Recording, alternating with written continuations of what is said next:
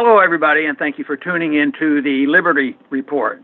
Once again, we will be doing this under audio because we're still suffering through a mini ice age in Texas, but we'll be back in order soon. But we did want to visit with you today on some issues, and Daniel's with me today. Daniel, welcome to the program. Good morning, Dr. Paul. We have our sweatshirts on. Yes, right. I want to start off, Daniel, a little bit differently this time and talk about what we talked about yesterday, and that has to do with too many nukes and why are they building more nukes and why are we stirring up trouble? We have 7,000 of them. How many more do we need?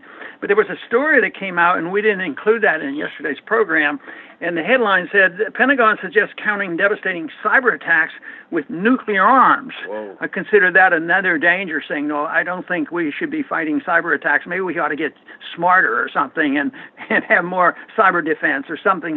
But the idea that you're going to defend our country by nukes to fight cyber attacks, it seems like miscalculations could be very, very easily done under cyber attacks. And even purposeful ones, if you think about this whole idea that the DNC was hacked by the Russians, but then the FBI never got to look at the evidence and this and that. That seems pretty frightening. National security, help the military-industrial complex build more nukes. But do you have anything on mind that maybe we can say something more positive in a recent program we've had? I do have a good news story. We've done a lot on the Koreas because it's a huge pressing issue. But I'm sure you saw the headline this morning, Dr. Paul, as did I, that North and South Korea have announced they're going to march together under a unified flag into the Olympics. And that, I think, is a really important development. And unfortunately, we didn't get an invitation. We could have gone there and shaken hands with these people. But anyway, it is a good sign. And I've always argued that the people don't start the wars. It's the idiot government officials that do, and the old ones at that point. No but, Daniel, I want to go over a little bit more about what's going on in Syria, because there's more activity there. And right now, we're in a contest with the Russians in building bases. They're building bases, and we are too. But ISIS is theoretically supposed to have been defeated, in spite of us not knowing which side we were on. But now, who's going to maintain, and how is the country going to be split? Some people think that we're on the wrong side. Once again, I can't imagine that happening. That we're on the side that says that we should go with the Kurds and others and control the eastern half of Syria. And it's not going all that well, you know.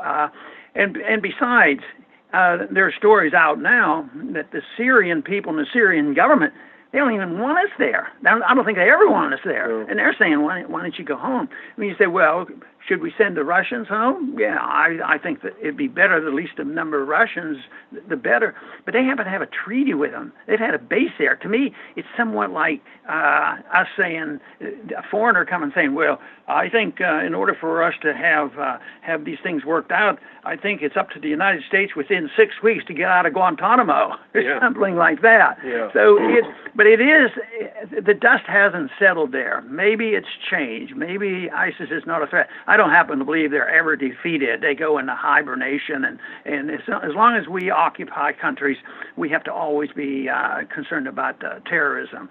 So they're lining up, but there's a couple hot spots right in Syria, especially I guess the big contest is in the eastern part, in northeastern part. Yeah, and this is an article that caught our attention from defensenews.com, I think. And it was an interesting article because it mentioned a race for bases between the U.S. and Russia, but the article never mentioned the fact that Russia is there legally. They have a treaty with the internationally recognized government, whereas the U.S. is essentially squatting. It's put military bases on Syrian territory. They're illegal in any stretch of international law. But so the two bases that the U.S. is building, it has a strong military presence near Raqqa, and that is where they're training the Kurdish groups. And this is supposedly the 30,000 strong border force. The U.S. can't do anything about our borders, but they're training 30,000 border patrol agents for Syria, even though they're there illegally.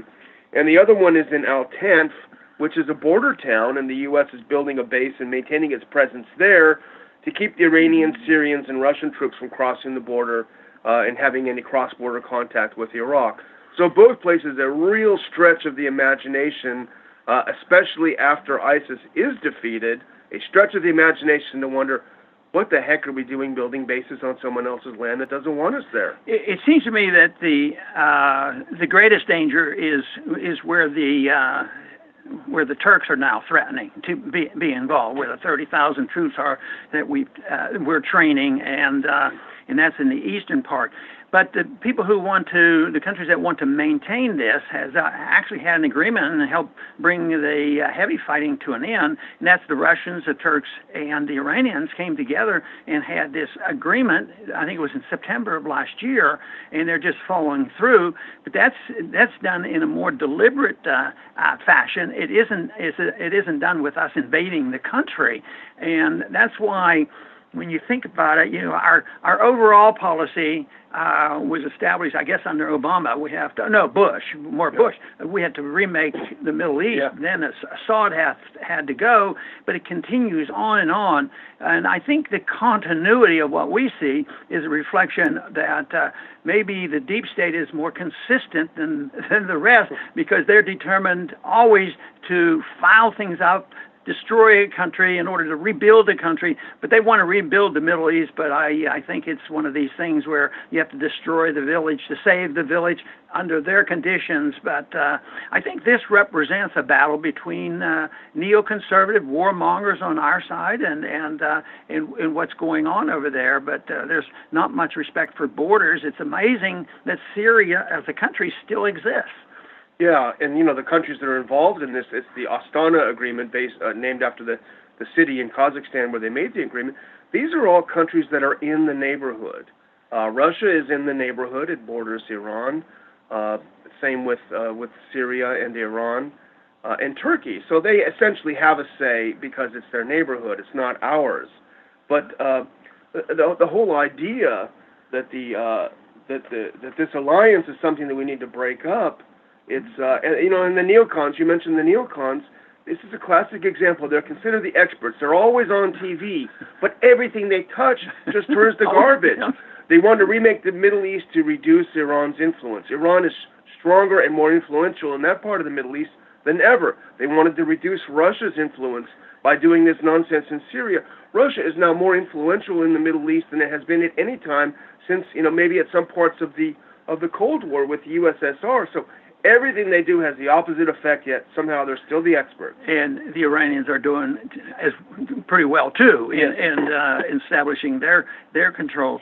But, there's another effort they're doing right now, and once again, they have a lot of failures to try to hide, and that's the CIA. Now, the CIA, and it wasn't just several months ago, where they got caught in channeling all these weapons to the rebels. No, it wasn't outwardly to rebels. Shocked. I'm just shocked. A lot of those weapons ended up in the hands of ISIS. And then it ended up that when the ISIS was trying to escape, it was escaped under our guidance. So I think the hypocrisy of our government pretending that everything is determined to stop those jihadists from coming to get us, and yet at times we're always dealing with them. Right now they're talking about sending weapons again, even though they were caught on this, and they look so foolish, but they're going to do this once again. At least they're trying. Not that I ever thought it completely stopped anyway. I mean, that's just the way they work. It's almost like we're back to 2013 again, and I wonder if Trump even has any idea the history of the U.S. backing. The Free Syrian Army sent a delegation to Washington to start begging for weapons again. These are the guys we armed, the porous arming of FSA, that the weapons ended up with Al-Qaeda and ISIS. It's well documented, and they come back with their hands open saying, hey, give us more weapons. We're going to counter Iran's influence in the region. So the question is, will Washington bite on such an outrageous request from an absolutely discredited source? It's probably dumb enough that they'll bite on it and send them more. If our statement of this guy's out, come on, bring him home. So many Americans, especially if they're conservative neocon types, they're going to say, yeah, but what's going to happen? Won't Russia take over and have all this control? They probably would have a little bit more influence. But the demagoguing that goes on and the reporting that anything Russia does is absolutely wrong. Nobody gives them the defense of treaties and acting, within a reasonable sense about borders and this sort of thing. But right now, it's very easy to demagogue, and anything that Russia wants is bad now. They've really done an unbelievable job at undermining the so-called peace dividend, where we actually talked and worked with Russia right now. But right now, they always say Russia's going to be in charge. They're the monsters. And how many newspapers, a significant newspaper, the Washington Post, the New York Times, they're Russia bashers too. I mean, it's systematic. So that's all part of the strategy of the neocons, I believe. But why, if they didn't want Russia to have more influence in the Middle East, then why on earth did they destabilize Syria to the point where the Syrians had to ask the Russians to come in and defeat ISIS and Al-Qaeda for them? If they didn't want Russia to be strong there, they shouldn't have set them up to be the saviors of Syria. Would that be called an unintended consequence, or what would you want to call that one? It depends on how deep you are into conspiracy. Because it certainly keeps the military-industrial complex alive to have this. Yeah. But, I just want, if we're closing up here, there's a couple of, I think, bright points. We always want to end on a high note. We keep looking. But there were some recent hearings in the Senate where the White House is talking about how, we want to stay in Syria even though ISIS is defeated because we got to counter Iran. And believe it or not, some senators are sketchy about this or skeptical on both sides. Chairman of the Senate Foreign Relations Committee, Corker, said this won't pass muster, this new plan. Chris Murphy, Senator Murphy, who's often good on these things, said this is a fool's errand to try to do this. And even Senator Ben Cardin, who's very, very hawkish Democrat from Maryland, he says Trump does not have the legal authorization from Congress to keep troops in Syria beyond the defeat of ISIS. So maybe they're waking up. Sometimes you have to wonder whether it's just a partisan thing that they'll oppose this president for partisan reason. But some of those men you just mentioned are thoughtful people, and hopefully it is, their firm belief. But certainly it makes good sense to do it. But I think good sense also tells us that this is doomed to fail. It's doomed to fail. It does not serve our interests. I think the biggest thing to take away from this on what is happening there and is the lining up of the Russians and the Turks and all against it. I think our credibility continues to go down. The foolishness that we do and what the results are, whether it's the results with the Iranians or with Assad or whatever. There's no evidence that we have a successful foreign policy. So the sooner we change it, the better. That's why it'd be nice if they all get a good picture of the North Koreans and the South Koreans marching together. And fortunately, even our government said they would suspend military maneuvers during the Olympics. I do want to thank everybody for tuning in today to the Liberty Report, and please come back soon.